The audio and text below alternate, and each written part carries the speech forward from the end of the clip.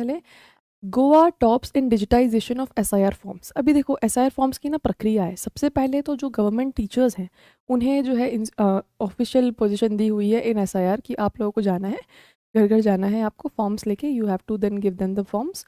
वो फॉर्म्स जो हैं वो फिल करेंगे, आपको उनका क्रॉस चेक करना है documentation. Once they are done filling the forms, फिर आपको जो कलेक्ट करना है फॉर्म्स का फिर डिजिटाइजेशन होगा, यानी कि online they will be uploaded. Election commission के पास पूरा डेटा अपलोड होगा इन ऑर्डर टू वापस से रिवाइव करने के लिए जितने भी हमारे प्रॉब्लम्स हैं, है ना, उन्हें ख़त्म करने के लिए। तो इलेक्शन कमीशन के ऊपर बहुत सारे इल्ज़ाम भी लगे हैं इन द पास्ट कि जो वोटर लिस्ट है उसमें बहुत ज़्यादा डुप्लीकेट वोटर्स हैं, वोटर लिस्ट में बहुत सारे फेक वोटर्स हैं, बहुत सारे ऐसे वोटर शामिल नहीं हैं जो अलाइव हैं। तो इन सभी प्रॉब्लम को सॉल्व करते हुए इलेक्शन कमीशन ने यहाँ पे एसआईआर चलाया है। तो एसआईआर क्या है ये एक और बार मैं समझाऊंगी, हालांकि एक बार हमारा बहुत इन डेप्थ सेशन रहा है एसआईआर पे। ओके, सो चलिए इसको देखते हैं। Election Commission says enumeration forms of 99.07% people have been collected and over 47% of them digitized। यानी कि जितने लोगों से फॉर्म कलेक्ट किया है ओवरऑल, तो 99.07% लोगों से फॉर्म्स कलेक्ट कर लिए गए हैं और इन कलेक्टेड फॉर्म में से 47% है जिन्हें डिजिटाइज किया गया है। अभी जो एसआईआर है बच्चों, ये पूरे 12 स्टेट्स और यूटीज़ के अक्रॉस हुआ। स्पेशली ये वो स्टेट्स और यूटीज़ हैं जहाँ इलेक्शन होने वाले हैं, है ना, in the upcoming 1 or 2 years the elections are about to take place. तो ये मेन फोकस उन्हीं स्टेट्स और यूटीज़ को किया गया है। ठीक है, तो चलिए इसे डिटेल में देखते हैं। गोवा ने डिजिटाइजेशन रेट्स में टॉप किया है, यानी कि अगर गोवा में 100 लोगों ने अपना फॉर्म सबमिट किए हैं तो उनमें से 76 to 77 लोगों के डिजिटाइज हो गए। So that is why 76.89%, around 77%। तो जितने भी फॉर्म सबमिट हुए हैं उसमें say about 77% forms have been digitise. ठीक है, यानी कि ऑनलाइन डिजिटलाइज हो गए हैं, वो अपलोड हो चुके हैं। ठीक है, तो सबसे ज़्यादा डिजिटाइजेशन कहाँ हुआ है? सबसे ज़्यादा डिजिटाइजेशन हुआ है गोवा में। इसी के साथ दूसरे स्थान पर सबसे ज़्यादा डिजिटाइजेशन हुआ है राजस्थान में 72.20% के साथ। केरला और यूपी की अगर हम बात करते हैं तो ये वो राज्य है जहाँ पे सबसे कम डिजिटाइजेशन हुआ है, 23% और 26.6%। ठीक है, आगे अगर हम चलते हैं तो टोटल फॉर्म्स की अगर हम बात करेंगे तो 24.13 करोड़ फॉर्म्स जो हैं वो डिजिटाइज हो गए हैं 50.5 करोड़ वोटर्स जो कवर किए गए हैं उनमें से, यानी कि 50.5 करोड़ वोटर्स के फॉर्म्स लिए गए हैं। और इन 50.5 करोड़ वोटर्स के फॉर्म जो प्राप्त हुए हैं उनमें से जो फॉर्म डिजिटाइज हुए हैं इलेक्शन कमीशन के पास वो हैं 24.13 करोड़। ठीक है, सो यानी कि ये बनाता है कुछ 47.35%। अभी बहुत लगभग इतने ही और इससे थोड़े से ज़्यादा, यानी कि 26 करोड़ फॉर्म्स जो हैं अभी डिजिटाइज होना बचे हुए हैं। ठीक है, इलेक्शन कमीशन जो है उसने रिपोर्ट किया है कि 99% जो इनमरेशन फॉर्म्स हैं वो कलेक्ट कर लिए गए हैं। टारगेट था 51 करोड़ वोटर्स, तो टारगेट के लगभग हम पहुंच ही गए हैं। 51 करोड़ वोटर्स का टारगेट था, हमने 50.5 करोड़ वोटर से फॉर्म्स इकट्ठे कर लिए हैं। तो यहाँ पे 99% के लगभग हमने वोटर्स कवर कर लिए हैं। अब बस जो अगला चैलेंज है वो इन वोटर से जो फॉर्म इकट्ठे हुए हैं उन सभी को डिजिटाइज करना, क्योंकि उनमें से आधे डिजिटाइज हो गए हैं, अब आधे डिजिटाइज करना, यानी कि लगभग 25 से 26 करोड़ फॉर्म्स को डिजिटाइज करना भी बचा हुआ है। ठीक है बच्चों, चलिए आगे देखते हैं। एसआईआर के अगर हम इनुमरेशन फेज़ की बात करते हैं तो ये फेज़ बच्चों शुरू हो रहा है 4 नवंबर से और ये चलेगा 4 दिसंबर तक। मतलब 4 नवंबर से शुरू हुआ था और ये 4 दिसंबर तक चलेगा। इसका पब्लिकेशन जो होगा फाइनल लिस्ट का वो होगा 9 दिसंबर को। ये हम पहले भी देख चुके हैं, है ना। तो ये जो प्रेजेंट रनिंग फेज़ है ये कब तक चलने वाला है? 4 दिसंबर तक और चलने वाला है, यानी 4 दिसंबर लास्ट डेट है जब सारे जितने भी फॉर्म्स हैं उनके नंबरेशन के साथ साथ उनका डिजिटाइजेशन हो जाना चाहिए। पूरा 51 करोड़ वोटर्स का जो टारगेट है वो टारगेट भी अचीव हो जाना चाहिए, फॉर्म सारे सबमिट हो जाना चाहिए और सारे डिजिटाइज हो जाने चाहिए। कब तक बच्चों? 4 दिसंबर तक। इसी के साथ इसका फाइनल लिस्ट पब्लिकेशन हो जाएगा 9 दिसंबर को।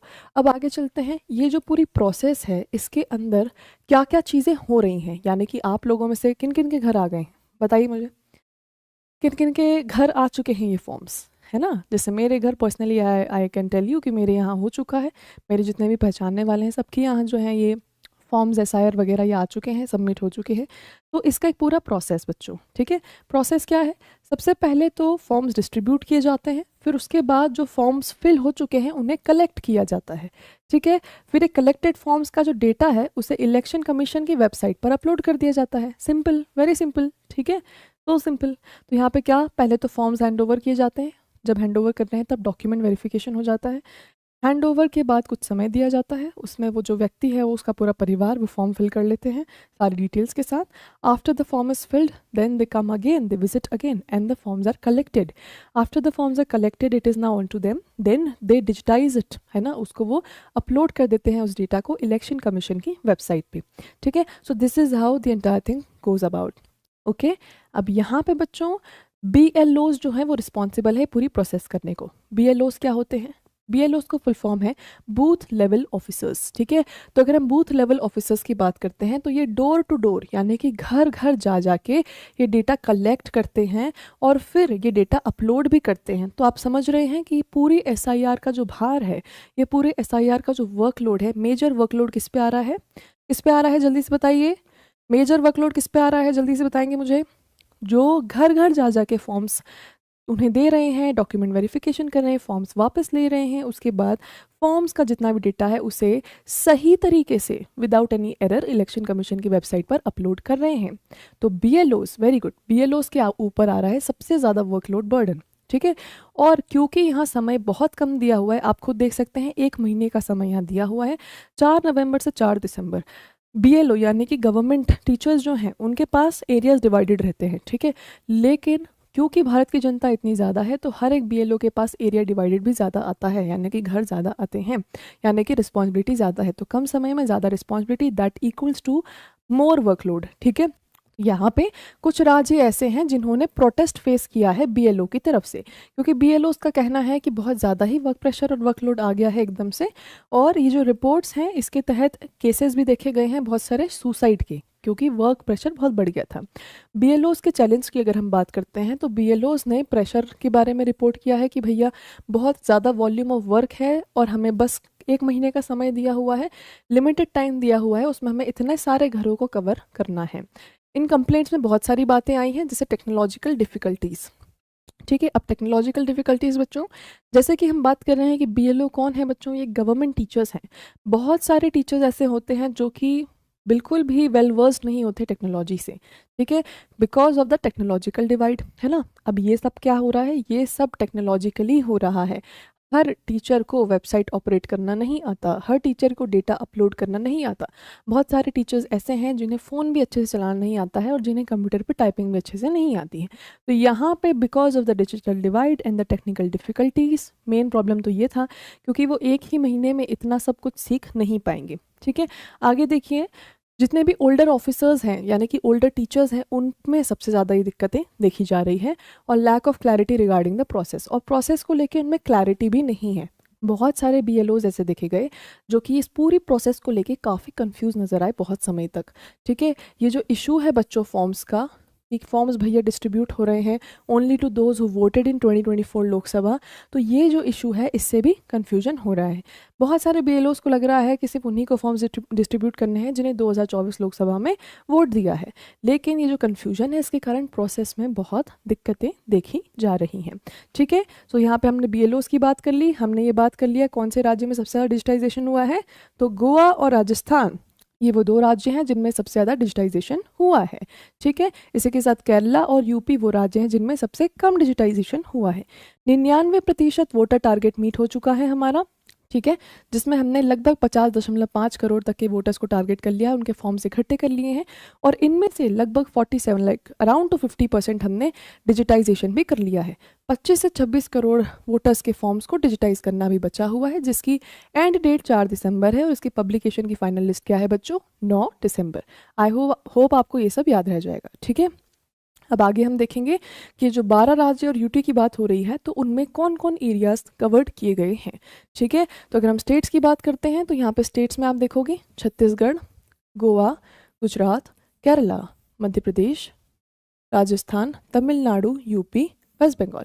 ठीक है, फिर आपके UTs भी आ जाएंगे, तो पुडुचेरी, अंडमान निकोबार आइलैंड्स एंड लक्षद्वीप, ये सारे रीजन्स हैं जिन्हें कवर किया गया है। ठीक है, सो ऐसे मिला के कुल 12 रीजन्स हैं, स्टेट्स और UTs मिला के, जिन्हें इस SIR प्रोसेस के अंदर कवर किया गया है। ठीक है बच्चों, तो छत्तीसगढ़, गोवा, गुजरात, केरला, मध्य प्रदेश, राजस्थान, तमिलनाडु, उत्तर प्रदेश, वेस्ट बंगाल, पुडुचेरी, अंडमान निकोबार एंड लक्षद्वीप। ये वो एरियाज है जिनमें अपकमिंग 2 to 3 ईयर्स में इलेक्शंस आर देयर। ठीक है, चलिए अब आगे चलते हैं, एसआईआर के बारे में समझते हैं कि भैया ये एसआईआर जो है किस चिड़िया का नाम है और होता क्या है।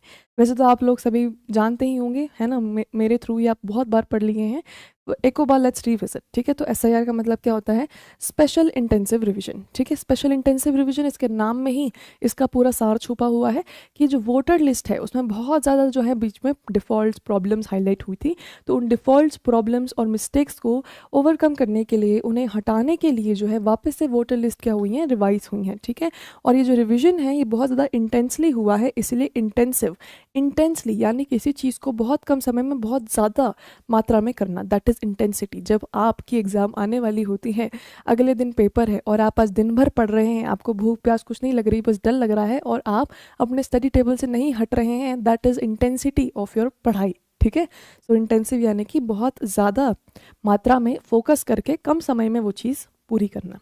ठीक है, चलिए अब यहाँ पे स्पेशल इंटेंसिव रिवीजन जो है बच्चों, ये एक्सरसाइज है जिसे इलेक्शन कमीशन के द्वारा कंडक्ट किया जा रहा है ताकि जितने भी हमारे स्टेट्स और यूटीज़ हैं उनके इलेक्टोरल रोल्स को करेक्ट किया जा सके।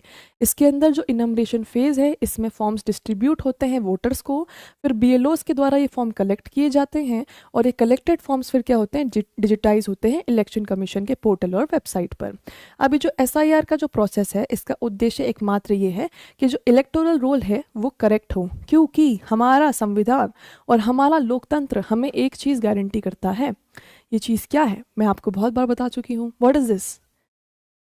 Democracy and constitution guarantees us one very important thing, that is free, fair and timely elections। ठीक है, free, fair and timely elections. तो फ्री तो ठीक है भैया, फ्री तो है हम लोकतंत्र में, फेयर, फेयर है कि नहीं, यही डिसाइड करने के लिए तो हमने ये किया है। फेयर कैसे होंगे, जब जो वोटर एलिजिबल है उन सभी का नाम हो, कोई भी ऐसा ना हो कि वो वोटिंग करने की उम्र हो गई पर वो वोटर लिस्ट में नहीं है।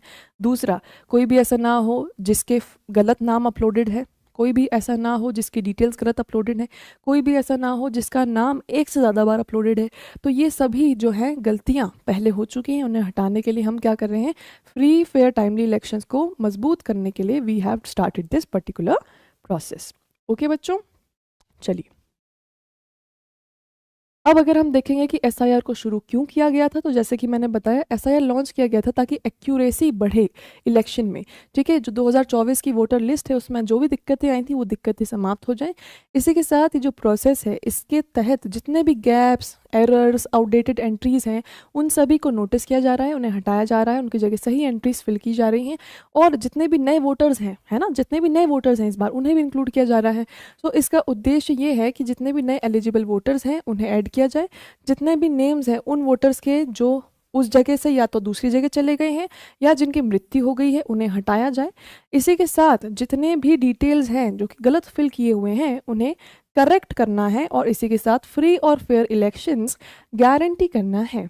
सो ये हमारा पूरा सार था एसआईआर का। ठीक है, स्टार्टिंग फ्रॉम कौन कौन से फैक्ट्स हमारे regarding to the states, to कितने सारे वोटर्स हैं, किनका डिजिटाइजेशन हुआ है, कितनों का डिजिटाइजेशन बचा है, then coming to who are BLOs, इसी के साथ बीएलओज के चैलेंजेस क्या क्या हैं, इसी के साथ हमने देखा कौन कौन से रीजन्स हैं जो कि कवर हुए हैं, इसी के साथ हमने देखा कि पूरी प्रोसेस क्या है, एसआईआर है क्या और इसे क्यों शुरू किया गया। ओके, चलिए